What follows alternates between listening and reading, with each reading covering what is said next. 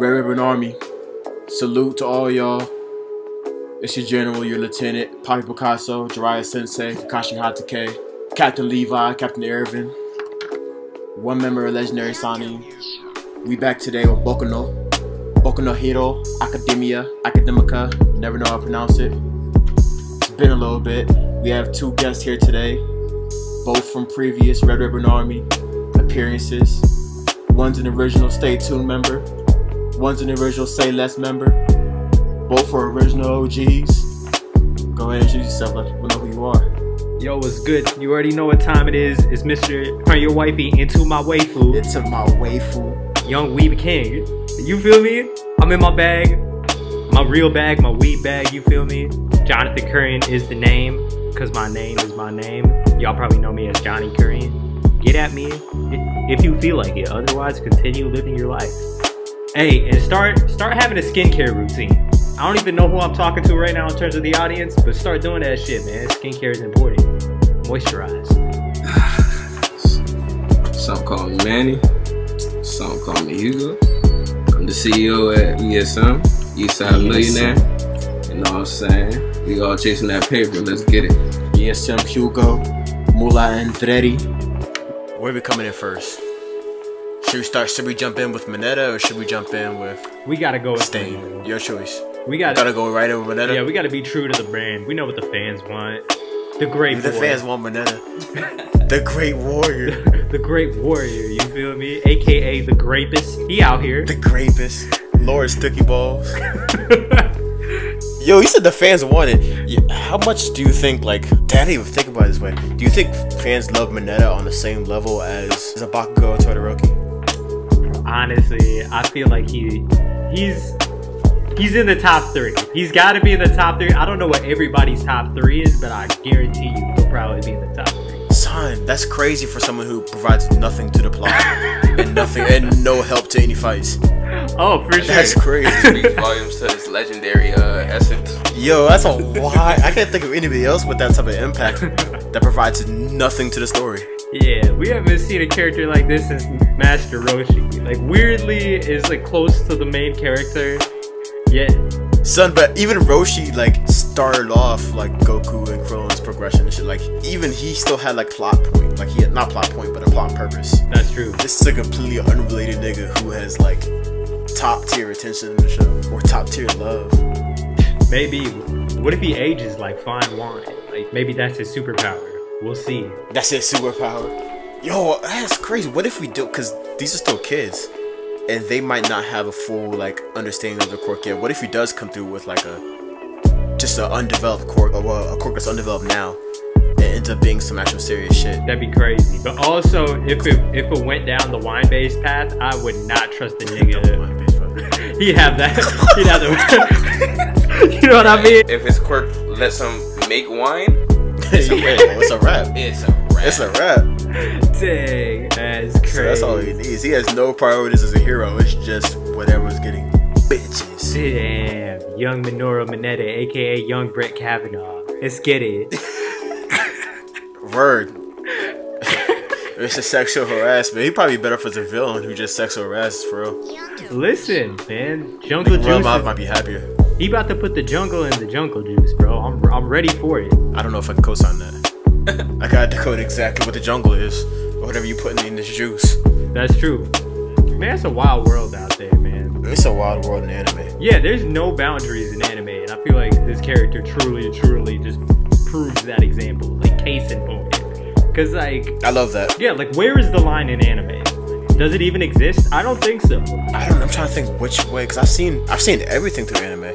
We've seen brutal shit as far as murder, and they kill kids, they kill whatever. We've seen rape. Oh, son, I don't think there is any cannibalism. Son, there are no boundaries. That's crazy. There are none at all. I don't know. But specifically for the pervy shipment that does, let alone being a boundary in anime, it's like a staple in anime.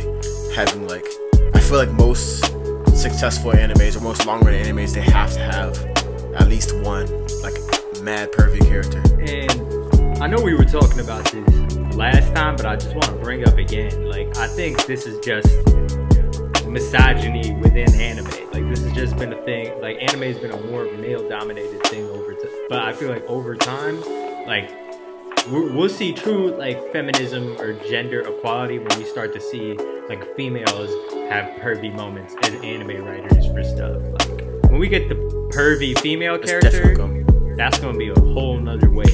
I feel like it's gonna happen too, like pretty soon. It's gonna be great. It's one of the situations where like the female rebound from mad misogyny is something that we can also look forward to. I mean, I don't want to say that because I look forward to actual female equality in real life and all that, but you know what I mean. It's not like a backlash from what happened. It's more like it's genuinely we want to do the same thing too. Yeah, and that's fucking great. Cause like I have a lot of female friends who are anime friends now too, and like you said, it was mad misogyny and like a lot of the pervy situations in the anime, but like they're more with it than the men are. Like they go crazy with that shit. So I'm like, all right, I'm interested to see what's like when we get actual female brains in the anime writing world.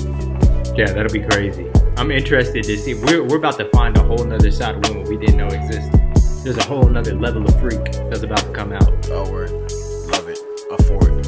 I think that's just gonna be the freakiest. Yeah, that's equality right there. That's equality right there. I don't know, cause you said like that's when we're really gonna see like their true level of freakiness, whatever. And it has me thinking, cause like even with what we were saying before about like the perviness in anime just being the manifestation of just the male mind and what they like really like actually freely think. And then that's just crazy to me because that's exactly what the fuck anime is. Like boil down to it, it's just like I think you said it before. Is most anime is written by nerds and shut-ins who like never really got a chance to really get pussy like that. So like this is all the sexual energies going to the art. Yeah, that's true. I totally agree with you with that. I feel like anime is just really nerds venting out all of these social experiences that they like really miss out on because like they're just like socially excluded and bullied and all of this stuff. So like while we were like 16 or 17, like we were out like at prom, like at these dances, like doing whatever we got to do, or like maybe it was at the football game, basketball game, like what you know what I'm talking about. And weebs never get that, and if weebs even dream of having that, they immediately get like socially just like shunned and bullied. And because of that, they had these like needs and urges that like is natural for somebody their age to have, but then you get it out in like really weird, unnatural ways. And anime just seems to be like one of the healthier forms of that, because at the end of the day, they know this shit's weird. Yeah, but it's accepted. The community wants it. Yeah, yeah, exactly. That's great. That's art. That's fucking beautiful. Yeah, that really is art. Like art is the freedom of expression. Freedom of expression. Manifested. Oh, that's beautiful. Yeah. Can't wait to see the female mind. Damn. I kind of don't want to even get into this because I know we're probably gonna fuck it up and like probably be completely wrong. But what do you think an anime coming from a female mind is, like, plot wise? What do you think the difference is gonna be? I think they about to troll men. Like they about to make us look so dumb. Look stupid. Like, cause low key, compared to women, like yo, I be having goofy ass moments around females. Like I can't explain it. Yeah. I'm for it. Yeah, so I feel like it's about to be a lot of just like goofy dude comedy. Like some really big event is gonna happen, and then the dude is gonna like forget like the main like object needed to solve the problem at the crib or some shit. Oh, so some mad like, kind of like male incompetence type shit, but like in a funny way. Yeah, pretty much. Cause like I feel like girls always unite about that shit. Cause like whenever I'm dating a girl, she never fucks with any of the other females in my life that I'm friends with or anything like that. Or even when other girls are around, they're like very, I guess, like protective. Yeah. But the one thing that always unifies them is just fucking roasting me. And I was like, damn, it actually is very hard to unify like all women, because women just be so different. Like men are like kind of the same. No, it's impossible. It's possible to unify 3 women. Lord help you if you forget their chips at Chipotle. It's the end of the fucking world. Right? Ew, the female mind just works so fucking different than ours. Got me Chipotle and forgot my chips. Yo, he ain't getting none for the rest of the week type shit. Man, calm that shit down. Like, it's not that serious. That's so true. So you thinking like strong female leads for like all of them Jones? Or just dumbass male leads? I think it'll be strong female leads. Like I think we'll be secondary characters. Like you gotta think of us being the love interest in some of these things. So like how are we gonna be portrayed? I think about like other things they compare it to, like Frozen and all that stuff. Like when my niece be like watching those movies and all that shit, like you could just tell like that's the way they get their comedy off. I'm like, damn, we got to get roasted. But like rightfully so, like we were out here being pigs. It's fair, that's fair. And I'm still excited for that. I love that. So I didn't realize how much I love strong female leads until like I started seeing more shit come out with it. It was like I really fuck with that. Yeah, word. Definitely. And I just like more females in general. Yeah. Like if there's more women doing stuff, that's just more women, and like I'm a fan of that. So damn, we get into some non-anime shit, but still I'm fine with that. So I'm like, it has me thinking, what if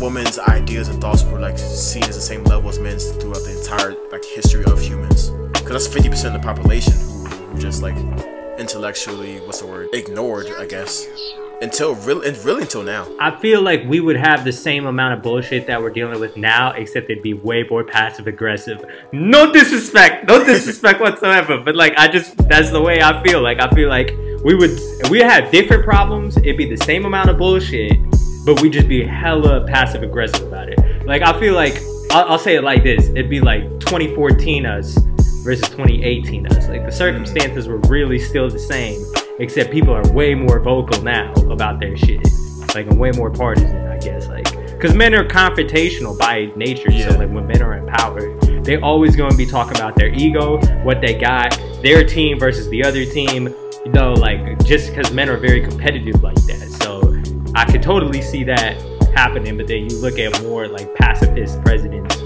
and just pacifism in general is like more of a female quality, I guess, because it just ends up solving more problems. But then just like women be petty, bro. Like women just be petty. Like, but is that, see, I'm still trying to have I'm still having a hard time separating what's the natural kind of, I won't say natural way to act because we're more sophisticated than just like deer or some shit like that. But like what's just about biology and rather about like shit that's socially taught. Because I don't know if women being petty is, I don't know if that's a reaction to the way shit is, or if like that's just like the way it are, you know what I mean? Oh yeah, that's true. That's a good point. Is it environmental or is it like actually, yeah, I don't know. That's like a whole nature versus nurture debate. It's like a actual deep like psychology shit. I don't know. And those are questions that I don't even know if they have answers to. Hey, women, let us know. Like, help us out. We need y'all input. Help us out. We're on the same side. I'm never trying to argue with you. And if we get things wrong, let us know. Like, let us know. We not perfect. We trying to grow with you, queen. Word. Ooh, he threw that queen in there. See, that's all you need. Johnny don't play smooth cat for real. Hey, I'm trying to get these subscribers by any means. You feel me? Oh, so speaking of strong female leads and misogyny in anime, I'm still trying to figure out why every female that's in My Hero has a quirk that needs them to take off their clothes. Wow. We get into the real questions now. Like, Yaya Rosu's like, come on, Momo. What you doing? Fucking Momo, fucking, what was that teacher? I think her name was like Midnight, the one that fought Mineta and Sato, the tape dude. There wasn't even a chill transition with her. It was just like, boom, we in a fight, we butt ass naked now. What's good? It's butt naked. That's mad convenient. Like Momo needs to show skin because the shit comes out of skin. Old girl needs to get naked because the gas comes out of her shit. Like she wasn't like, shy about it, man. She already knew what it was. She was like, oh, it's popping? Bet. So I'm a girl in anime? Alright, bet. Clothes off. All of them. Toru, I know she's naked, but she gotta take her clothes off. The one girl from the hero licensing exam that pulled Deku aside and got butt naked behind the rock.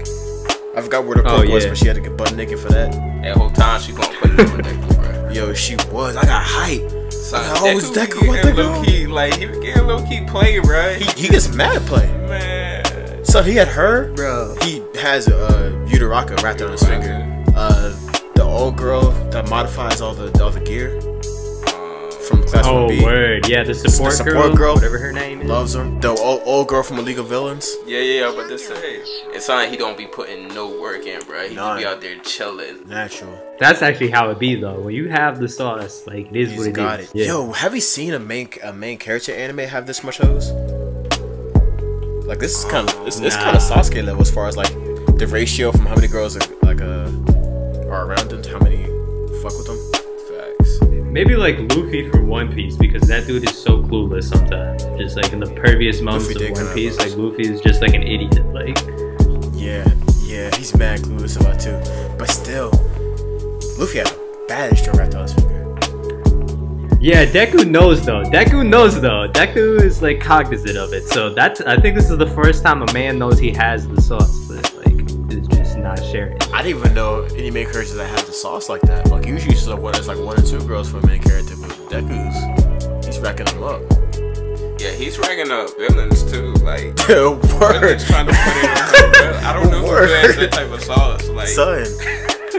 I can't think of anybody like that. I love that we finally now got to the fighting aspect of what this show's about. We're like, yo, bro, who's getting to these eats? We jumped into the real questions. Hey, no bullshit. I don't think we talked about the fight yet, really. Damn, Deku has been bodying people since like damn near the beginning of this show. Like they gave us enough episodes in the beginning to really understand the grind it takes to be the best, but like now we're just starting to see more of the natural talent show up. It's kind of like a high school prospect where they like hit their senior year and they're like, oh.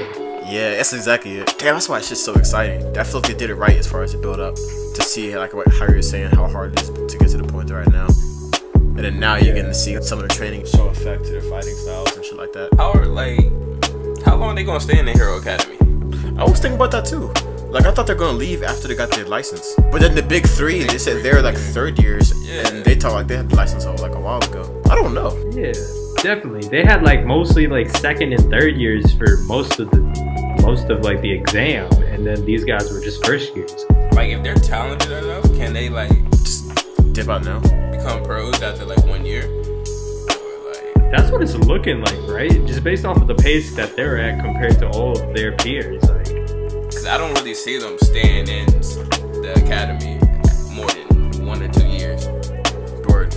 Yeah. Especially with everything intensifying with the League of Villains and everything like that. Like they're going to be forced to be pro heroes. It looked so weird when they first came back to the classroom after all the shit they went through. It was like, why are they? I feel like they went back to Ninja Academy. Yeah. I'm like, yo, why? You're good now. You're a pro. Like, what are you going back here for? Yeah. Like, what are you learning more English? Like, you got it. Yeah, I wonder if some of these characters will question that too in the show. That'd be an interesting aspect, because like it's probably like people becoming doctors and shit. It just takes like so long, probably because it's such a big deal. But like during that process, people just get fed up and like we're like, yo, why am I even doing this? Hey, but you know the speech they're gonna get for that. It's the same one they've been doing like half of the last season.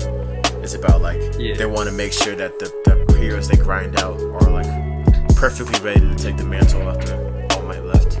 Yeah. I know personally, if I'm out here taking villains out and I'm only in year 1, I'm not going back to school. I'm not going back to no fucking school. Tell the principal, let me call him real quick and look, cuz I'm gonna need my pro license and I need y'all to stay on my way. I'm my own man now. Word. Yep. Definitely. Yeah. I know Bakugo's gonna be hot when he gets back in that classroom too. Just sitting there learning bullshit. Yo, he might just blow the whole classroom up. It might be a good thing too. Facts. Yeah, exactly. Yo, that actually kind of captures what Bakugo is like as a character. Like his willingness to blow everything up actually weirdly enough makes him a hero. Like I low-key think he's like the main character of this show. Like on the low. Like, you can look at it that way. It seems that it's focused on Deku, but then if you just look at the circumstances Bakugo's in, like he should have been a villain by now. But like his willingness just to be like fuck everybody, weirdly like his need to be dominant but extremely neutral about stuff actually makes him a real hero.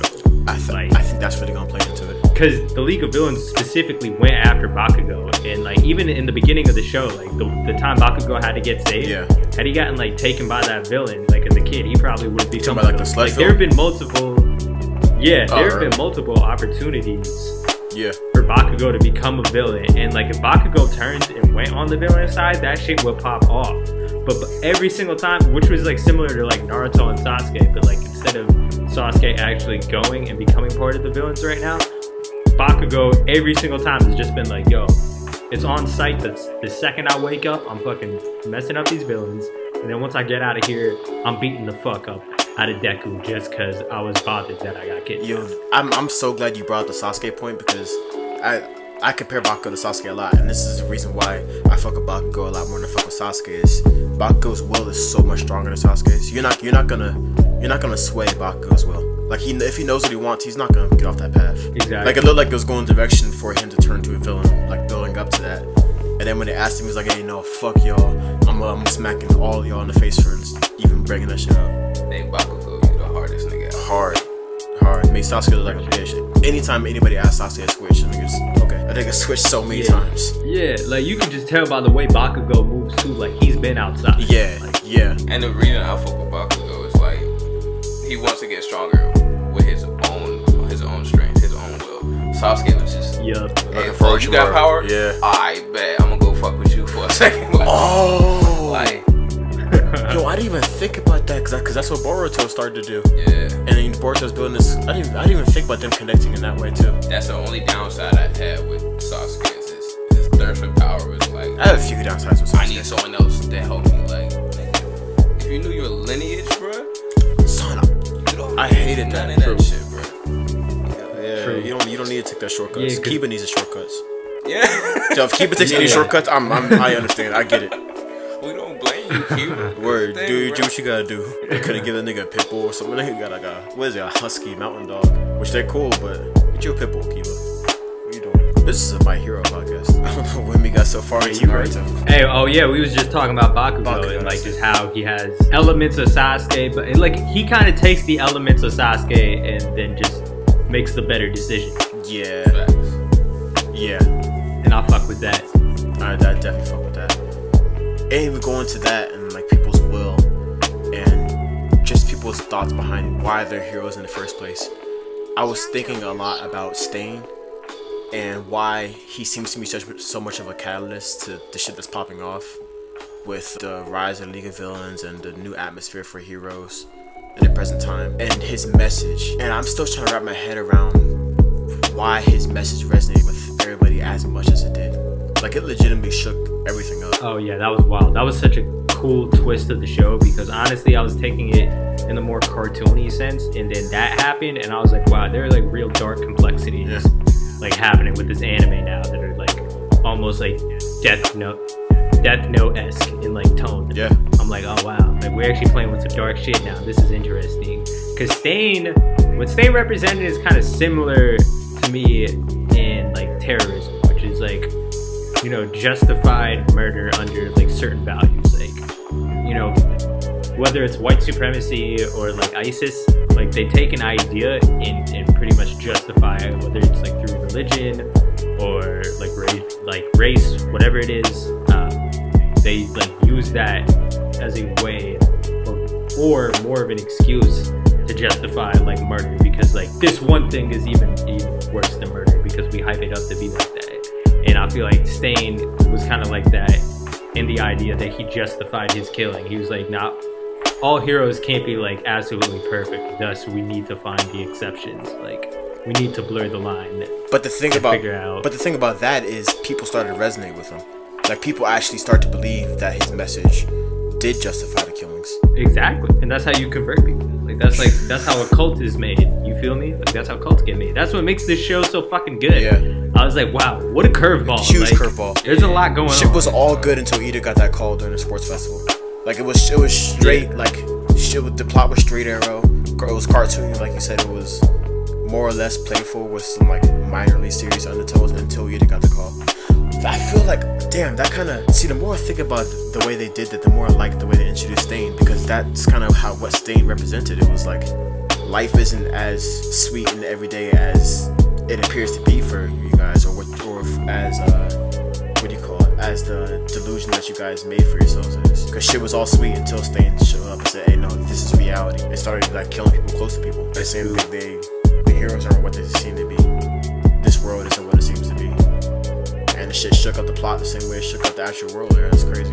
I like how they made his character so dynamic with his quirk, like the whole blood thing, and like yo, he's really killing people out here. Ain't no like beating people up. Like Lita's brother was lucky he got beat up and didn't die. You know what I'm saying? But he actually killed people, so people knew like yo, pro heroes. This is serious. Like you can't walk away from this shit. Like. Yeah.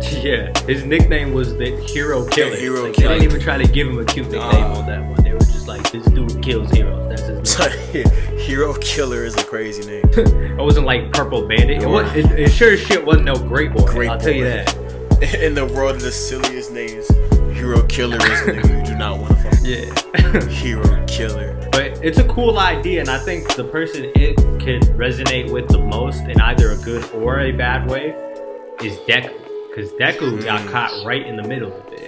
And like I feel like if that's gonna affect anybody, that's gonna affect Deku the most. Like I think shit is gonna be chill. We're gonna see him get more powerful, but I feel like the way we see Deku slip up is mentally. It's never gonna be physically. It's never gonna be a physical domination because he has that quirk. Like, what do you think is gonna spark that change in him? I don't know. It could be anything. Like, because that's what makes traumatizing events like so crazy. Like, you know what they do with anime though. When you gotta spark that mental change in somebody gotta die. Somebody gotta go. Yeah, right when the shit gets too cheery, like somebody close. Like, that is just life though. Who do you think's going? Because I'm with you as far as your theory about Deku or Stain's message kind of sitting in Deku and then festering into something different that changes his mental state a lot. Yeah. Who do you think's gonna do it for him as far as death? Because I think that's coming. So you're asking, who do you think is gonna get killed off? Like, who do you think would be the most meaningful kill off? Most meaningful kill off, and that makes the most sense with the way the plot's developing. Okay, that's a really good question. I feel like Lita could get him. Like Ida? Yeah, Ida. My bad. Ida. Actually, it might be Lita. I have no idea. I never know. I'm looking at the name now. I never know if it's a capital I or an L at the beginning of his name. Because I think they're pronouncing Ida during the show. Yeah, I heard it pronounced Ida. I'd be saying that. I don't know. Cause I just be I'm calling you Ida just because that's all I'm calling you. You think Ida? See, my thing, I would think Ida too. But my thing with Ida is he still has an open plot that hasn't been finished yet with his family and his brother. And I don't. Oh yeah. And they introduced him at the beginning of the show as definitely one of the main characters, and he hasn't done much so far. Where it's like it'd be weird to kill him off now without like having him do some main character shit, or even developing with it, because he doesn't really develop much as compared to like, because he was introduced on the same level as Bakugo and Yuraraka and Todoroki and like the main people. I don't know who could trigger that emotion out of him while also having a wrapped up storyline. I'm thinking this still might be a hot take, but I'm thinking Bakugo. I'm thinking Bakugo. That would make the most sense to accomplish that task. Definitely. I think compared to like, because so far the main plotline for Bakugo and a huge one for Deku has been their relationship and the kind of back and forth rivalry they have and the tension between those two. And like with them fighting and then Deku finally seeing shit from Bakugo's perspective and realizing like Bakugo's completely justified for being the person he is, and he understands like Bakugo's really just another version of him, and like they have a mutual understanding of each other now. So that rivalry, I don't see that really continuing in the same way, or if at all anymore. And like they built such a close bond that like if Bakugo were to die, it would switch some crazy. It would switch a crazy flipping Deku. Yeah, that'd be interesting. It would switch a huge interesting storyline. And I don't know where else they can go with Bakugo now. That this beef has been changed. Yeah, especially since we know his resistance towards the League of Villains. Yeah, you can't have him flip now. Yeah, we know he doesn't have family problems like Todoroki. You can't really go into that. His family seems straight. Yeah, there's really the whole thing was his frustrations with not being stronger than Deku or Deku catching up to him. Mm-hmm. I don't know. Bakugo might have to go. Yo, do you know it'd be crazy? While we talking about alternate storylines or like potential plot twists, what if Bakugo was able to get All For One? Like, what would happen if he was able to pick up that power? If Bakugo could pick up All For One, because you know he's gonna pass it down to a dude with a hand in his face. I feel but like Bakugo could easily snuff that nigga. Like, can All For One pass down All For One? Or I thought it was only One For All that got passed down. Or I thought All For One could only pass down certain quirks, not like his quirk, if that makes sense. Weren't you saying that original story that they were like brothers? In the original story, All For One, the one that we know now, and his brother, who I don't know his name, but for story's purposes, let's call him One For All. His brother seemed to be quirkless, and All For One had his quirk All For One, so he can take other people's quirks, and he can also give quirks to other people. And he gave the quirk, which turned out to be.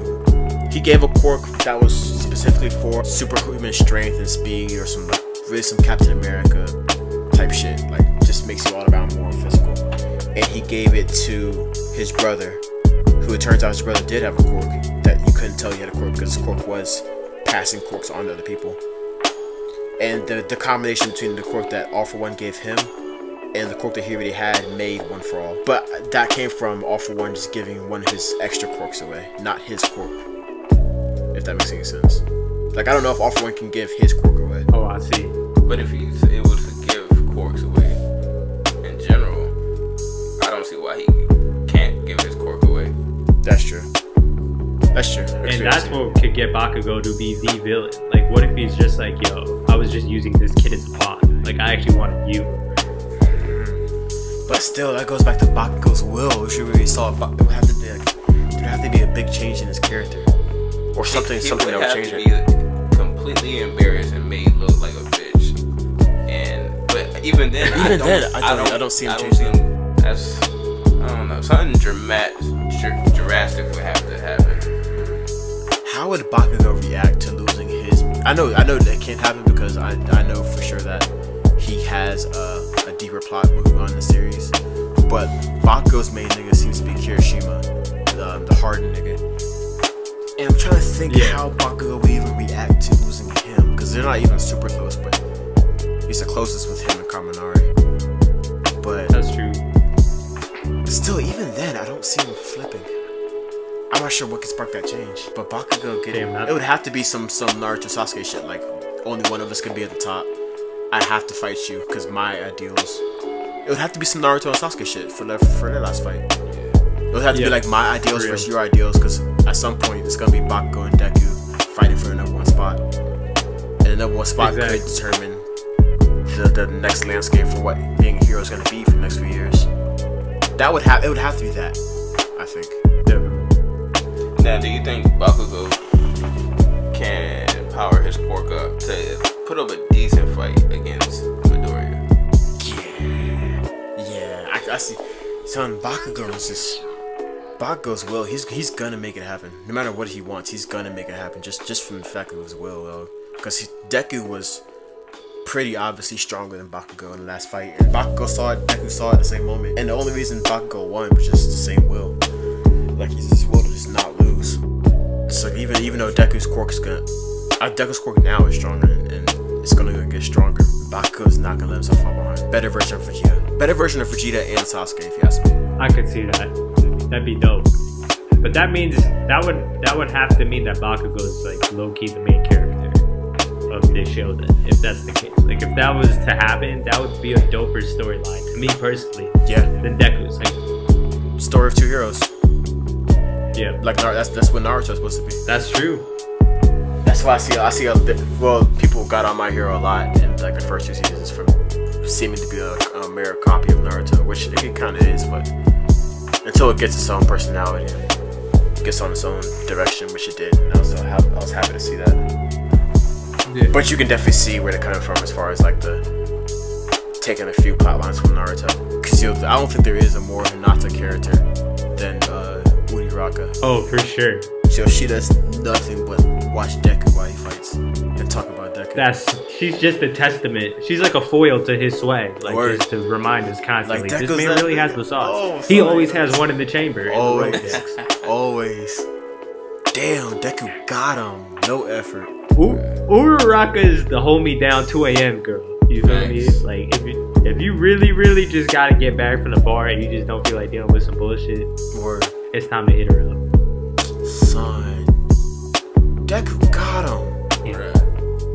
They in co-ed dorms. I couldn't be in the co-ed dorm. Yo, no. With superpowers, bro? With superpowers. Son, it's over. Any superpowers. Oh yeah, y'all gonna know my presence if that's happening. Oh my gosh. Don't matter what the superpower is, I'm using it. Bruh.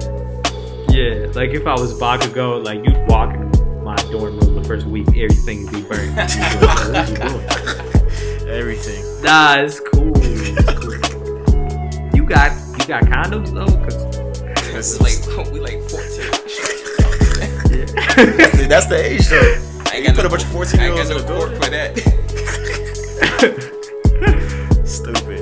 Yo, Minetta's gonna snuff Deku. It's gonna happen. Yo, Minetta's a hater, Son, bro. it's already- That's the pervious people. But it gets Deku specifically because Minetta's the only one. Minetta's the only one in the show that sees what we see. Like Deku has Facts, hoes. big facts. Like, he Yeah. sees it every time. It's like, why is it always Deku? So I swear Yeah. he was gonna snuffle me to hear the old girl got naked with Deku. Damn, that's so true. He's going to eventually. Mineta low-key has to be feeling like he's crazy. Like he's the only person who realizes it. That's like he has an existential crisis Word. every single time he sees Deku out here getting to these hoes. With no effort. And then when people play him off, that pisses him off even more. Son. I know. I was like, damn, this is how villains are made. It's this nigga's whole purpose in life is to get pussy, and he tries so hard, and Deku doesn't even try, and just picks it up like it's nothing. You know how frustrated you be? Minetta's going to the League of Villains. And Minetta's he's gonna take over. Just to take Deku out, bro. Son. Damn, that's Mineta gonna to the League of Villains confirmed. That's probably the ultimate plotline of this whole show. That's their copy. Damn. Hey, I found out. Yeah. No spoiler alert. Yo, But that's spoiler happening. alert. That's happening. For real. Yo, what if Mineta ended up getting all for one and then he just made the most wild jungle juice?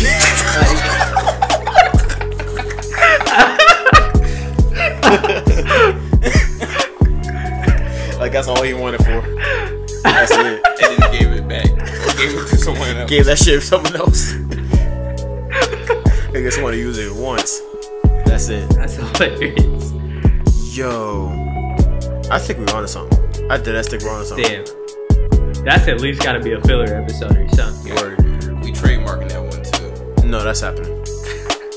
Yo, My Hero, you owe me a check if I watch season 5. Big And check. Minetta's over there in the cafe, whatever they were at, talking some League of Villains shit. You know where it came from. You know where it came from. Write that check, Red Ribbon Army. Stay tuned, Incorporated. So we are 45 minutes in and I've not talked about anything that had anything to do with fighting. The imagination's just running wild. That shit's just going wild. That shit's going everywhere. It is what it is. Yo, okay. So, getting into my disappointments so far. Not disappointments with the show, really. Well, I mean, maybe disappointments with the show. But disappointments with characters so far. I spoke about Ida a little bit as far as like he got introduced as being some of the main niggas, but hasn't really done anything yet. Momo Yadarosu. She's supposed to be one of the top dogs because she came in as one of the recommendation people, like Todoroki and like the guy from the other school, the Wind Cork, who was nice. She is nowhere near that level of hero. How is that working out? She seems to be below Tokiyomi and well, I'm not counting Deku because nobody knew Deku was gonna be as strong as he was. But she seems to be below Tokiyomi. I put him under Kirishima, who are like they're regular students. They're top tier but regular students. I mean, I feel like she plays more of a support role, like more of a strategist. I feel like she's like more, I'm not gonna say she's a support hero because she doesn't make tech or anything like that, but like if you're a team and you're just like attacking like a main opponent, like sometimes people are just trying to solve a problem, I guess. Like you always want people in specialized roles. Like I feel like Momo is like doing the best for what her bag gives her, but like she definitely does have flaws to her game. But I feel like she improved so much. Like She does. the one part of the exam where her and the rest of the team were like trapped in that building, like that giant building, and we're getting pincered attacked. It was for like the one test where everybody had like to throw balls at people's chests, pause. But of course, only in Boku My Hero. Like Doing balls. What's your first test? Balls. Figure out the rest. It's involving balls. Put your balls on people and get them out. yeah. How do you explain that to like a staff, like of like 40 employees, and they're like, all right, yes, sir, we'll make that. It's not a discussion, you command them. We need balls. Work the rest out. Yeah. Yo, it's interesting that you brought up her being support character. Cause the more I think, not character, but support hero. Because the more I think about it, I think that would kind of be perfect for her. Even though she doesn't have to make tech, she produces tech. Her body produces anything anybody would need. And I feel like support characters have to be good strategists too, because they have to know exactly what they need for each situation. And she's brilliant. She's supposed to be a genius because, like, going into how her actual corp works, I didn't realize she has to actually understand the molecular. That's a hard word for me to say. The molecular breakdown of every single thing that she makes in order to make it. Which means you have to be a genius to know how to make one thing, and she makes all types of shit. Dude, that's so true. And to further build up on your point, I think, you know, going back to what we were previously talking about with anime writers being pervs, like, if you can throw some titties into a fight, like, Yo. and you gotta get in your bag, you're gonna want Momo to still be a good foil. Yeah. In this story. Yeah, you gotta keep her on the map. But like, I think she could be the best support character. Is what I'm saying. Her and Oh, for sure. She's definitely gonna lead a team. She lead something. In some point of this. I think she's just misplaced right now. Right. Yeah. Oh, that might answer my question, because she could be the caliber of hero as a recommendation student. She's just being misused at the moment. I think that's definitely true. Like, because think of any case if you were in a war, you could have endless supplies. Like, imagine like Deku just like leading some people in a task, and he's like, "Yo, I need like this spear made out of diamonds right now." It should be like, "All right, bet," and just like pull it out of titty, Word. and that's it. Like, Son, and the strategist she is, she'll probably be the ones giving orders on who needs who or who needs what, that would be tight. and what would work best with each person. Oh, come on, put her in support. Put her in support. Her and old girl will be a mean combination. And I feel like Ida falls into that too, like, because I feel like Ida, they always made him class president. Like, the way Ida and Momo's like minds work, I feel like they're perfect for those like leadership positions where they're kind of like directing stuff. Yeah, but I feel like Ida's still used better on the field as far as just the way he leads. Oh, definitely. That quirk is nice. Yeah, it's nice. It's nice for him and the type of person he is. I kind of want to see his brother get busy just to see like what type of legend he was. Oh, true. Son, Tokuyomi, I'm so excited to see the final form of Tokuyomi when he like learns to control Dark Shadow or whatever. Cause son, I don't know how anybody can be stronger than him if he controls that. That's so true. That shit is OD. He'll be able to make it so big, he'll just be able to block out the sun like crazy. I didn't even think about that. And then he's just fucking shit up. It's like a different weather condition, you feel me? That's Word. dangerous. Yo, he could be a crazy. Yeah, that'd be villain. crazy. How do you feel about Tokuyomi switching to the black side? The black side. He gonna do us like that.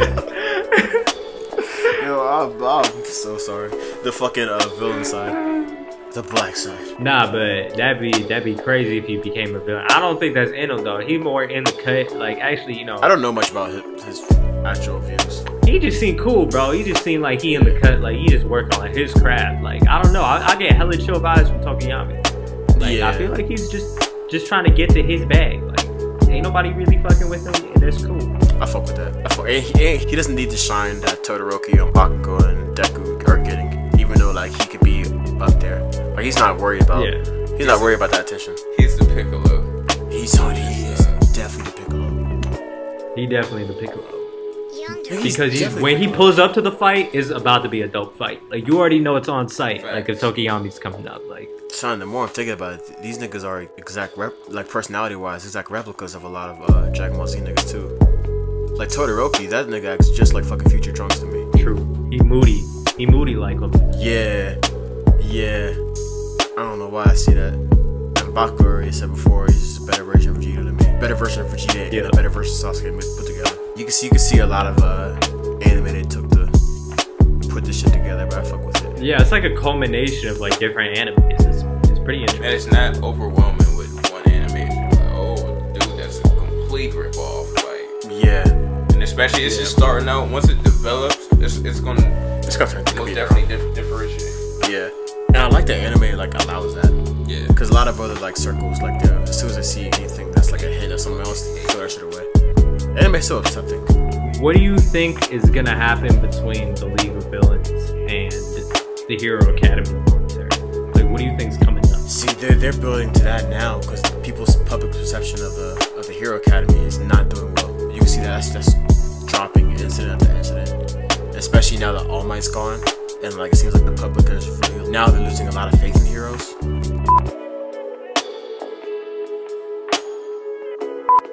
My guy, my hero.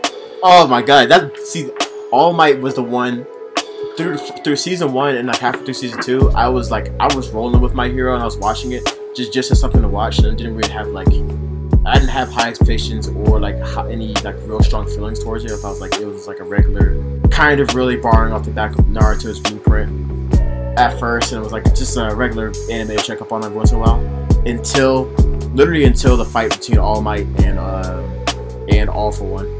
Like that was the biggest turning point for me in this entire show. That's what really like got me into it, because like fucking, there's not too many moments in anime that made me actually get up out my seat and have like a physical reaction to it. But when fucking All Might did like United States smash that nigga and like raise his fist and turn his fist big and everything, I was like, ooh, that spoke to my heart. I got up and physically got hyped off a show that I wasn't even like fully invested in. That was so hard to me. And then like it cuts to the screen and like everybody's in the streets and everybody's like genuinely worried because like their hero is now this like 110-pound, 80-year-old nigga. And like it's like, oh shit, we're in real trouble now. And like they're all chanting All Might's name and everything, and Deku's crying. I'm like, oh shit, this is a moment. This is one of my moments of anime I always talk about. Oh man, that's just beautiful to me. That shit got me. I messed with that scene too, because after they seen him in his weakened state, they were surprised, but it wasn't like, man, it's over for us type. Yeah, you know what I'm saying? Yeah. They stuck by him, so I fuck with him for incorporating that. It humanized him, because before like he was just this OP character who like God tier. Like you don't have to worry about him. Like he's always straight. Like he's never gonna see him sweat. And we saw him really sweat and then win. Nothing tops that. Nothing else tops that. I'm going through this list of everybody in Class A right now, and I'm really like, this has been the same thing I'm preaching the whole time. The difference between the top half and the second half of this class is ridiculous. Like my hope for my hero, or what I think they should have done, which they didn't do, was only have the top tier pass the hero licensing exam. Like it's kind of alright that they all passed. Like it was like thousands of people in the first round in the license exam, and only 100 could pass. So it's like maybe like 1% of everybody could pass, and this entire like team, the entire class passed, with like half of them like, come on. Yeah, you know, like they just doing it to keep the whole class together. To keep the whole class together. But like they should actually act like they realized like some of these people are not on the same level as the rest of people. Exactly. Like that's the facts of that, and they didn't address that at all. And then you give them the same opportunity to earn their license in the second chance program. Yeah, that's that will give them the character votes to like at least address the big gap between everybody in the class. And then that gives them a story arc to develop their characteristics and their quirks and stuff. Yep. That would have been So like if they separate it between half and half, then we get to see like the people who are on the lower half of the class that aren't like the worst people get to be leaders. Yeah. And get to like be like, so like Seto, the tape guy, could be like one of the best people in the second half of the people trying to pass the second what's his name? Like her, like him. I mean him, Jito, the earplug girl. We get to maybe see Sugar Rush go ham. Like we get to see some people play some different roles and actually play the front. That and now let Midoriya and Bakugo overlap their development. Yeah. Just give them a whole little separate section and let them do their thing. I really and let the big dogs do their thing. They definitely should have went that direction. Yeah. How much is Todoroki and Bakugo gonna fuck these niggas up next time? Because like the main people I think already passed were Todoroki, Bakugo, and I'm forgetting. Do you remember the other guy's name from the other school? Like the whirlwind dude? I don't. The nigga who's the first one to pass the first stage. Oh, actually, my bad. I forgot to get another chance to do it like in a few months. So you don't have to do the whole thing over again. How do you feel about them incorporating the other schools into Class 1A's development? You know, giving them an actual rivalry instead of going against each other. It fleshes the whole world out more. Anything that expands the world and does it right, I'm a full fan of. Gives the show more depth. Because if it was just one school that everybody went through, it was like, okay, so you're telling me that if there's one school in the whole nation that everybody has to go through to really be a hero, or to really have like a good chance to be a top hero, and Mineta makes the cut. Yeah. So it's like, all right, that would be a little sketchy. But the fact that we saw like there's lots of other schools, and some of them are top tier, like the Hero Academy is. It's like, okay, that could have been at the Hero Academy. You know what I'm saying? Yeah. But well, no, I think a few of them could have been. A few of them from the I forgot the school's name, but the school with the uniform and the hat and shit. I want them to dig into them more. Maybe they will with this next season and everything. I think they will. I saw from spoilers. I saw from the next season, and I'm not giving any serious spoilers out to you guys. But I saw that the main parts from everybody that read the manga and shit like that, the main fights from next season is we're really gonna see Endeavor has some muddy fights. Like, we're gonna see Endeavor get into it. Yeah, he has to. He's top dog right now. Top dog. Son, any anime character who really works just off the strength of rage, I'm in. I'm in. Especially the heroes working on the strength of rage, I'm in. I'm with it. I don't like the whole goody shoes. That was All Might to save the day. Yeah. Like that works with some characters and some anime, but you gotta have that one dude that's like, yo, is he really a hero? Yeah, no bullshit. Gotta have him. Like, Endeavor's gonna kill. Oh yeah, I'm with that, and I'm all with it. Let me see that. Let me see that dark side. Oh, actually, he might. So you know how like the tensions and the situations and the atmosphere is getting hot right now. Like it's getting dark. Like, we're going into dark times. Endeavor might. See, everybody is scared of Endeavor being the top hero because they feel he doesn't have the temperament to really be what All Might was. Right. Is there an argument that Endeavor could be the right person to lead the charge in these dark times coming forward? Because like, they're gonna be put in tough situations where like you're gonna have to kill, and All Might not have the heart for that. That would be the only aspect. Whereas Endeavor would. That would be the only aspect I could see him being the top hero would do any good. Yeah, that's all he wants to be too. And everybody, as soon as he becomes it, even though this isn't the way he wanted to become it, everybody shits on him. I'm like, damn, dog, you do it. Just be stronger than me if you worry about me being the top hero. Facts. I get why this nigga's mad all the time.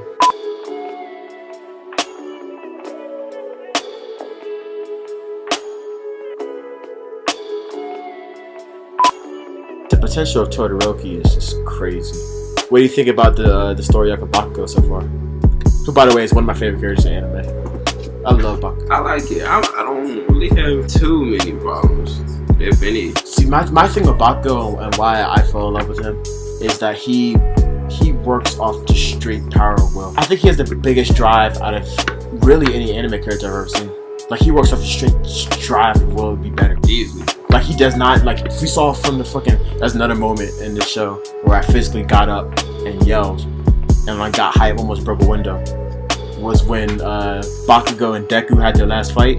And Deku was showing out, and Deku was showing his new fucking skill, and we saw that Deku was stronger than Bakugo.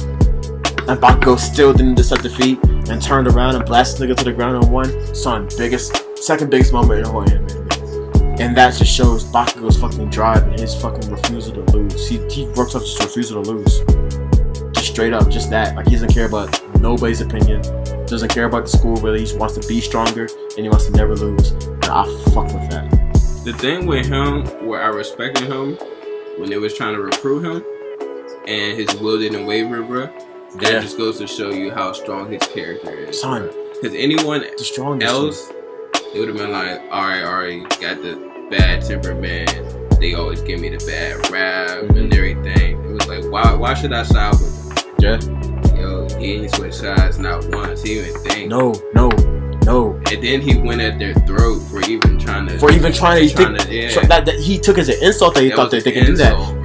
That was the biggest moment to me. It was like, alright. Because at first, really up to that, I was like, okay, I see what they're doing in Bakugo and I like it so far, but it looks like they're going in a direction for him to switch to be a villain. Right. And if we do that, I'm gonna be mad because like, we've seen that. That's we've seen that before. And then to put him in a situation where like, okay, this is where he turns and shit like that, and still see like he still keeps his straight beliefs. Like, he's not that easily wavered just because has a hot temperament. Yo, son, I give like a full standing ovation to my hero for doing that. That's great. I want to thank you for doing that. They definitely looked like they were going down the path where, alright, y'all know he was going to be the villain. He's the villain now. He's snapping in class for no reason. Guess we can see that kind of going. Yeah. Strong will, never wavering will. Son, I think you can make an argument for any of these niggas switching sides, really. Besides Bakugo, I think Todoroki's gonna switch sides at some point. Actually, think so? Maybe. That'd be. I don't think they're keeping Deku, Bakugo, and Todoroki without shaking shit up a little bit. That's a lot of power. That's a lot of power, especially if Tokiyomi catches up too. Actually, what I've seen, the nigga's gonna catch up is Kirishima. Oh yeah, Kirishima's kind of like he's right there in the pack. People who read the manga, like he's getting up there. Like, you see him, he has a relationship with Bakugo and shit like that. Him and Kaminari have a relationship with Bakugo. But looking forward, Kirishima's gonna get a big jump. Yeah. And I like that they put pieces around Bakugo. That way he doesn't have to revolve around Midoriya all the time. Like, Yeah. you know, my life is solely on Midoriya, and it gives him a more of a personality. Yeah, gives way You know more what I'm saying? personality. We get to see him actually bounce off someone else's personality and not be like, Exactly. Like, just get the fuck away I from gotta me type chase shit. this dude and I always gotta be better than him. I can actually have people under me and you know, this is my squad. Keep your squad over there, but we can work together type shit. Yeah. You know what I'm saying? Especially for a nigga who doesn't really fuck with like A lot being of in people, he doesn't fuck with just being in the whole class like literally everybody else does. Yeah. Like everybody else is for like the betterment of the whole class. Whereas Bakugo is just trying to be as strong as he could be, but like he still has niggas like fucks with. He's still a kid. Right. At the end of the day, he's still a person. It just like I said before, it looked like they were going in like a one-directional way with this anime, and it completely surprised me with how layered it actually was. Yeah, good turn. But actually, I say that with a caveat because there's one main character who is so one note that like it's making me mad that we have no character for him yet. Is Uraraka. Uraraka is the Hinata of My Hero. Like the only dialogue we ever get is how much she loves Bakugo. Right. Bakugo, Midoriya. I don't know anything else about her actually. Yeah, besides she has a gravity work. So all she does is watch. She watches Midoriya do everything the same way Hinata's watching Naruto the entire series. Yeah. And then like often when she's in the middle of a fight, she'll just be watching Deku, and then somebody about to punch her, be like, "Oh shit, I gotta do something," and then she panics to figure out a solution to whatever she's doing. But she's put in situations because like the only thing she ever thinks about is Deku. Right. Like I get that. I get they're building up that relationship and shit like that, but like you don't have to be that one note with her. Yeah. Especially since they did the little internship and she learned martial arts on the pro hero. Like she has a couple components that they can build on, which they probably will in the future. But it would have been nice to see her, you know, get a little one-on-one, hand-to-hand combat with someone. You know what I'm saying? Just to like, all right, I got these hands. Like, yeah, you know what I'm saying? The gravity is one thing, but don't think I can't get close range and give it to you. Like, so if he really gets hands, that could be kind of dirty. Because nobody really has hands right now, besides like people who use incorporated with their quirks, like Deku and Ojiro. Gravity quirk, and I'm pretty sure she can like put a nice little combo twist into that. Son, she probably can. You know what she has to learn to do? She has to learn to figure out the ins and outs of the quirks the same way that I forget the name, the #1 hero in the academy. You know what I'm talking about? Yeah. The nigga who, son. I think it's the last episode of the season actually. They introduced the #1. Actually, no, he's not #1. Actually, it's the top 3 heroes of the academy, and what seemed to be the main nigga. They introduced him, and they actually like had him fighting everybody in class 1A, and they started trying to punch this nigga. And son, I knew from the beginning that like My Hero had a stigma from taking from Naruto, but they took this nigga's quirk straight from this nigga Toby from her. Like they didn't even like try like that's Kamui. It's just Kamui. Facts. Like it looked the same when they punched through him and everything. It's like, oh, come on, yo. Like at least try to like hide. Make the same sound effect. Son, I swear it did. I swear I saw this nigga's eye change a little bit when he did too. I'm like, yo, hold up. At least try a little bit. But like we learned through his estimation, like his quirk really like isn't all that. His quirk really is like it's kind of low. Like it's not really that useful. But like he learned the ins and outs of it, and he had hands. Yeah. And he got the hands where like he can make it real nice. And if Uraraka, what if Uraraka starts training with him? They can learn the ins and outs of fucking how to incorporate her gravity shit with actual like hand-to-hand combos. I mean, he's a student too, so I guess you can't do an internship with another student. But like, if she came to Monson, can you teach me a few things? Shit, like, they could probably do something with that. Most definitely. Again, this is other directions they can go with that. How you think it's gonna pop off in this next season? I'm just trying to guess where the story arc's gonna go. Because the League of Villains is they're getting up there. They're getting kind of nice. At some point, I don't know. I'm not for sure how solid they're gonna make everything. Because, like you said, the League of Villains right now, the way they're recruiting, bro, they getting some hot shit niggas up in there. They are. They really are. And they're getting numbers.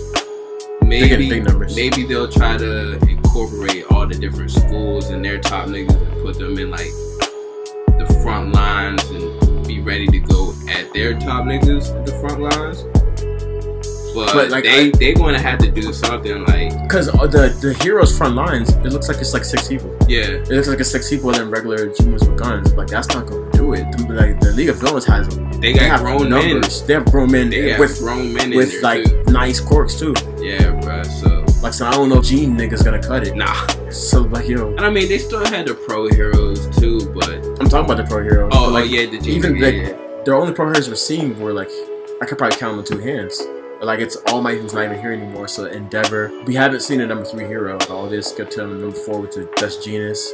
Number 5 was the guy who could fucking make his body real thin and go through people's bodies and shit like that. Was like his quirk was hard. Like he figured out how to go through like a certain part of like somebody's brain where right. get him unconscious shit like that. Like that's kind of hard. The big bitch, the Miss Gigantic, whatever her name is, the Wood Dude, Gang Orca. But like his just. I fuck with Gang Orca. I fuck with him too. Yeah. I fuck with him too. And then I think after that, shit's the teachers. Yeah. Unless I'm forgetting somebody in the regular like. What about the dude who can make humans? Oh, he was a teacher too. He was a teacher too? Yeah, because he went up against. I think he went up against Dark Shadow and somebody else during the test. Right. It might have been Dark Shadow. Alright, no, but we saw him going against someone else during the test. I just realized he has the same quirk as Dobby. Not Dobby. Dobby's the fire dude. Same quirk as the other nigga that who saw with split personality in the League of Villains. I forgot his name. Right. I think I called him Dobby before too. My bad. Dobby's the fire nigga with the sun on his face. So theories. I saw a few theories online for just fan-made theories that it could be true. But there's a theory out there that Dobby, the actual Dobby, the nigga with the sun on his face with the fucking fire, is Todoroki's brother, and it's another one of Endeavor's experiments to make the perfect quirk that failed. Ooh. Because if you remember, the only reason Todoroki's even alive is because Endeavor was experimenting to make a hero that can beat All Might. That was his whole deal. Like, he doesn't care about having a son. He doesn't care about having a wife. That entire thing was just to try to figure out how to make it. And maybe he's been trying before that too, and he just didn't know how to do it. He didn't know the way to do it was to breed with somebody else with a high level quirk. Right. Because if you look at Dobby, his face is all sewn up, and half his face looks like it's different than others. Yeah. And he looks like he's been experimenting on. So like a theory I saw is because Dobby's quirk is fire, really. Right. It's high fire and it's blue fire and shit like that. And it was mentioned how high the temperature for. Actually, no, it wasn't mentioned. But the fact that his fire is blue fire burns at a higher heat than regular fire does. So it looks like it's possible that can be another iteration of Endeavor's experiment to make a perfect person. And for some reason he didn't meet the standards, so he trashed it. I mean, that could be motivation for him to become a villain. I never even thought about that, bro. That would be hard. I'm actually with it. I'm with it. And if that comes to be true, I'm with it, bro. Because now that we're seeing that characters are more layered and not one-dimensional, now we get to see like, okay, why are these people villains?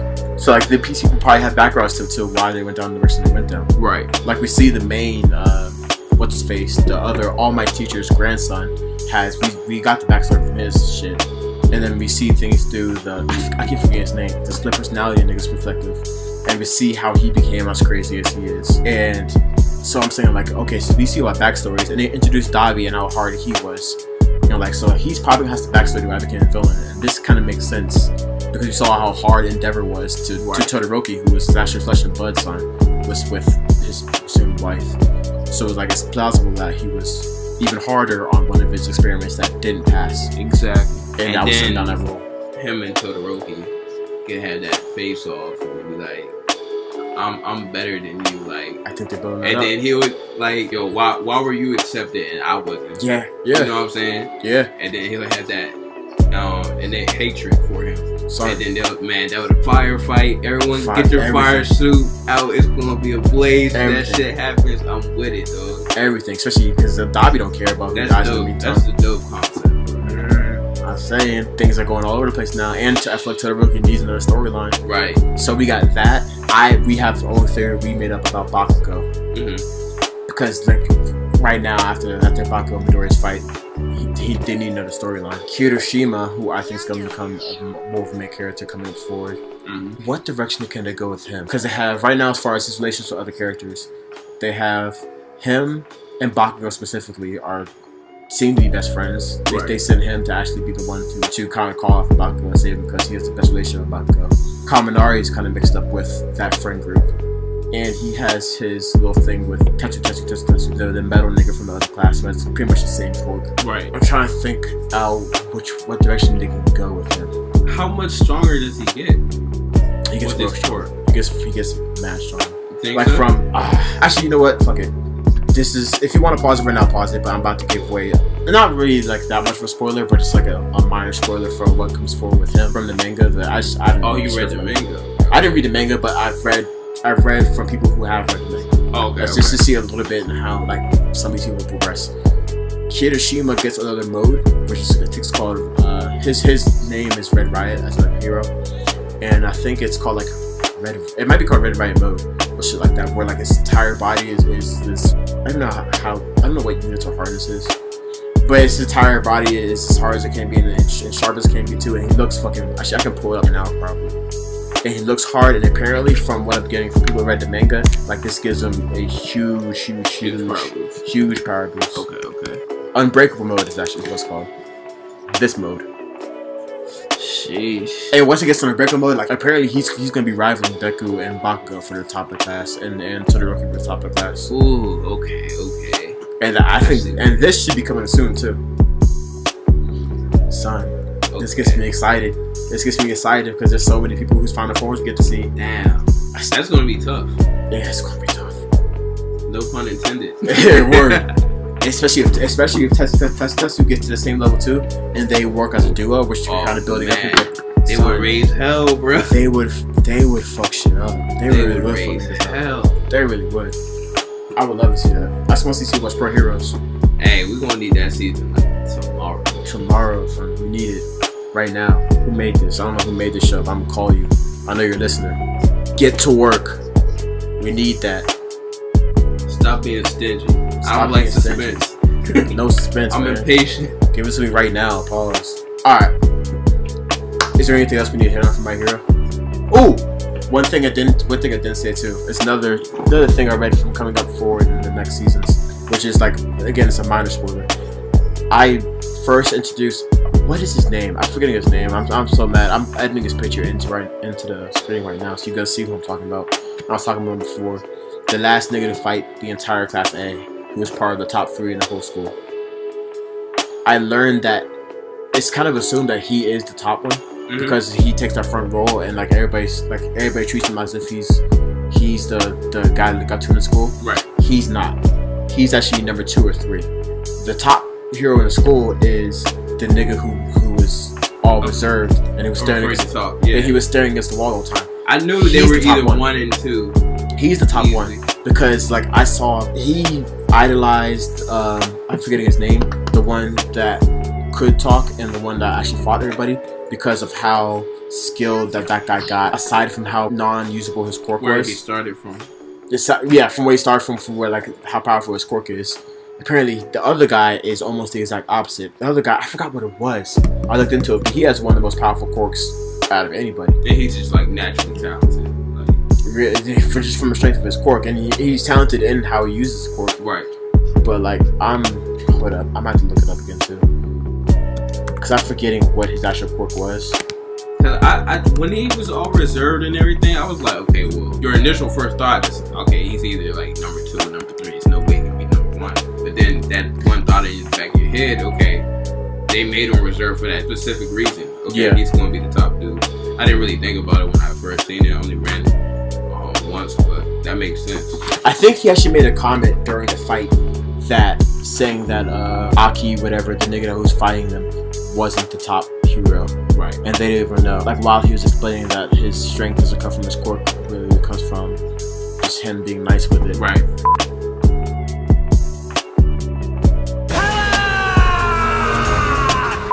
I remember now. We can start the podcast. His quirk was that it was kind of similar to Momo's quirk, in the sense that Momo's quirk, in more detail, Momo's quirk is that she can manifest anything from her skin, or from her fat cells from her skin, more specifically, which like in that case, I don't know why she wouldn't try to be as fat as possible.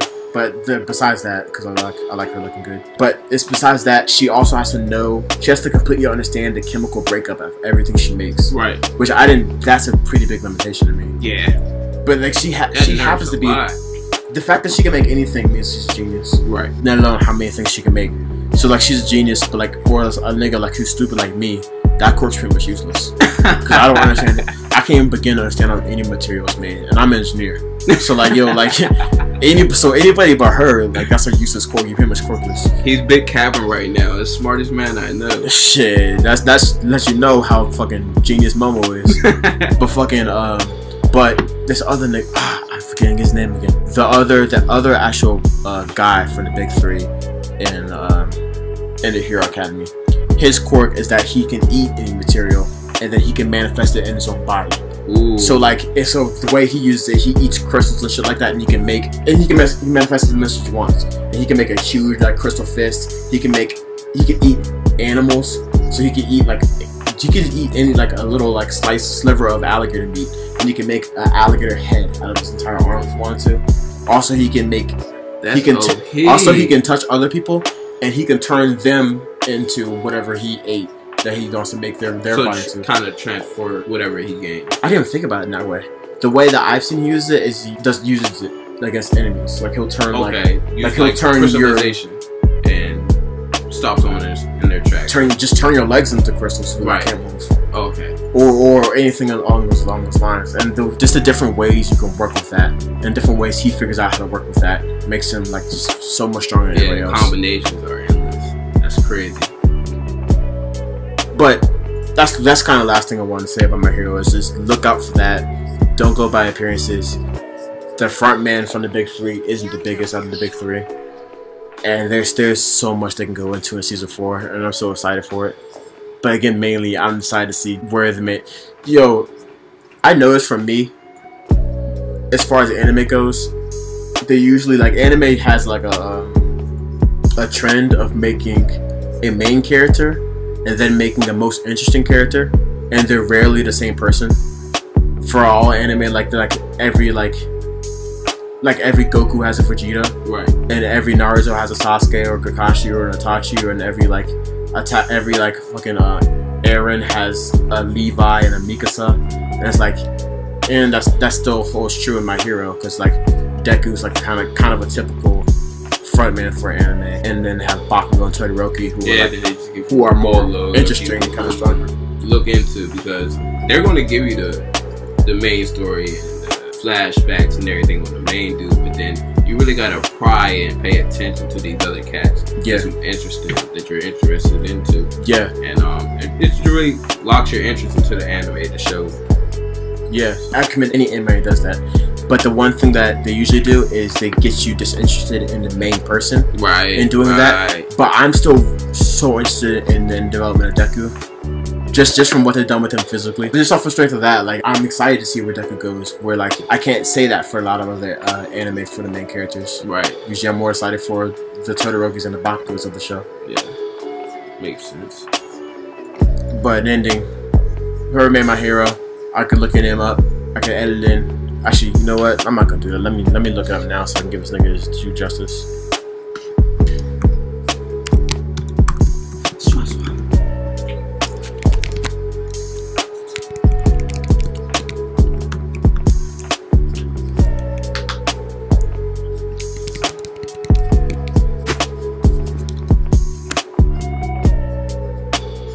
Kohi Horikoshi. You're doing a great job, brother. You got yourself a gym with this one. Doing well. Keep this shit going. Keep doing your thing. I appreciate you. I love you. We at Red Ribbon Army love you. Facts. Big facts. Huge facts. Alright. That's it for Bokuno. You got a sleeper on you, Manny? Let me see. Let me bring the list out. Alright, while he's thinking, I got my sleeper queued up. My sleeper is an interesting one. It ties into kind of the first thing we hit in the podcast, which is the perviness of people who write anime. And I thought I gave you guys the pervious anime that I found when I gave you guys Golden Boy. And let me remind you, Golden Boy, the only purpose of it was a nigga riding on the bike trying to find some pussy. So this gives you like a bar to when I say that this next anime, even though when I tell you the premise of it, it's the most perverted anime I've ever seen. And it's called High School for the Dead. I'm not sure if you saw it. If you haven't, you know what I'm gonna do? I'm gonna edit in a little scene right now from High School for the Dead to get you guys just a feel of what I'm saying, as far as like, you'll understand when you see it. Out of bullets. Shit. Damn it. Kamaro! Go get her, I'll cover you, but you better move like you got a fucking purpose. You can't. There are way too many of them to fight with a wooden sword.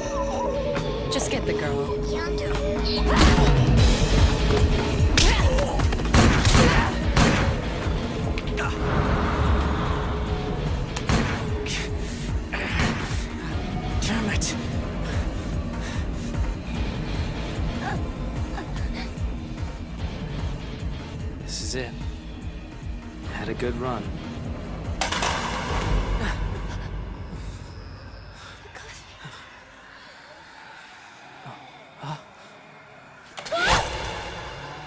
Oh yeah, sorry.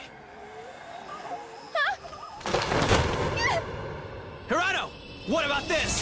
Flick the lever in front of the trigger guard. You can disengage the safety net way. After that, pull the slide to the right. You're ready to shoot.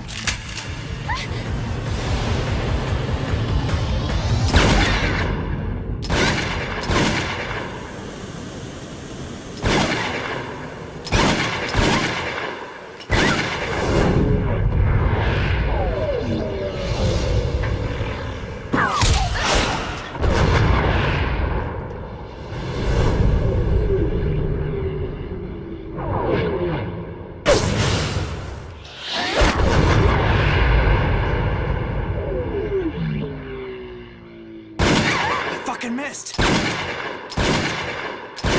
it. I'm gonna give you the premise now. It won't make sense with what I said about being perverted, but the premise is just that, like, it's what it is. Niggas are in high school, the dead show up. It's just zombies just show up, Walking Dead shit. And then the same things Walking Dead, really, they have to figure out how to live in a post-zombie environment, and when there's chaos and shit like that, and people around them are all dying and shit like that. And people who were nerds before have to step up and be the strong nigga in a group, and you have to deal with other survivors and crazy survivors and just how other people react to it and all stuff like that. Usual zombie shit, but with the perverted twist I was saying before. You guys are good at it after you see the clip. High School of the Dead. Man, you got yours? Yeah, I'm gonna go with Casshern Sins. Casshern Sins. A little throwback. 08, 09 was this debut. It actually debuted on Toonami in 2012, so some of you might have seen it. But quick summary: cat named Casshern.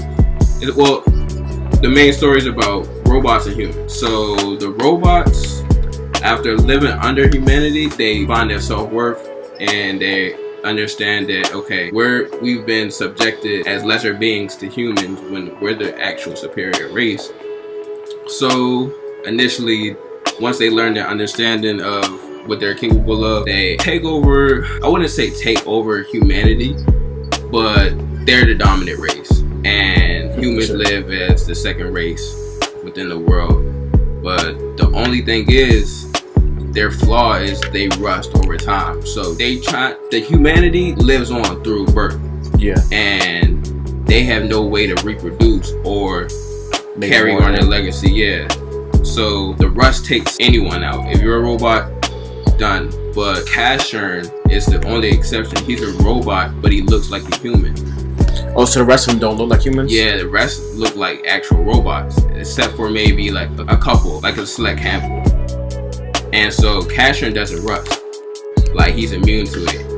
And they claim he's only immune to rusting because he killed the queen of the world, Luna. So basically, their ideologically, their ideas is to kill Casshern to achieve his immunity, the same way he killed Luna. So everyone's out to kill. Oh, that's Casshern right there. Yeah. So it's on site for so many people. It's on site, like. But the thing is, Casshern is badass, like, and he does not take L's. See, that situation kind of reminds me of like Afro Samurai type shit. Right. Like, he pretty much got the headband at that point. Yeah. Like, so he basically can't lose. He wants to die, but he cannot die. So he goes around and, like, it comes to a point. I don't really want to give out a spoiler, but it's a minor spoiler. It's to a point where he wants to die and he lets his arch rival try to kill him, and he still does not die. So it's an interesting story. Yo, how ironic is that? Yeah, because everybody wants to kill him because they don't want to die, and he doesn't. And that's the only thing he does want is to. Oh damn, that's crazy. And it's two dimensions because he starts off with amnesia, and then as he progresses through the story, he gets some of his memories back through certain interactions with different people, and so he's finding out who he is and how he got to the point where he is, and when he's actually a robot himself. So definitely check that one out. It's really, the foreshadowing is crazy, so it's going to give you hints here and there. Then when you pick up on things, you can be like, oh shit, and it's the fight scene's cool too. So that's always a plus. Definitely check that out. That's Casshern Sins. Casshern Sins. Casshern. That's one word. And Sins, S-I-N-S. There's 2 words. Casshern Sins. Peep it. Watch it. Listen to it. Plug it. Tell everybody else that we told you. Tell everybody else about Red Ribbon Army. Tell your mom. Tell your dad. Tell your brother. Tell your son. Don't tell your daughters. But they already know who he is, though. They already know who he is, though. Still tell them. Remind them. Let them know that you on the same track as them. Let them know you're on the same wavelength. No man left behind. None. That's what we do. Red Ribbon Army. Salute. Love.